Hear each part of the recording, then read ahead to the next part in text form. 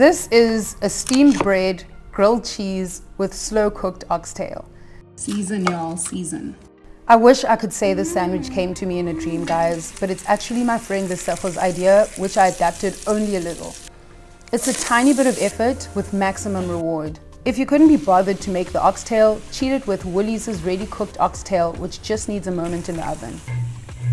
My songa samanzi memories are having it hot out the pot, slicing it way too soon, and spreading it with margarine and apricot jam.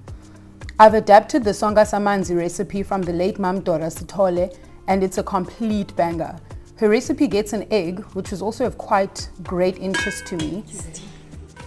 The big cheese here is Comté, a creamy, aromatic cheese from the French Alps with a nutty, sweet, almost smoky flavor.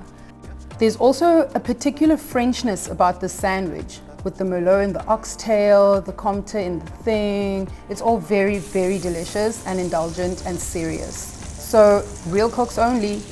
Nothing about this grilled cheese is plain. Every bite feels like the last ever. I order you to get up and make this sandwich right now. Untouchable. Best sandwich I've ever made in my life. And I'm serious, look at my face.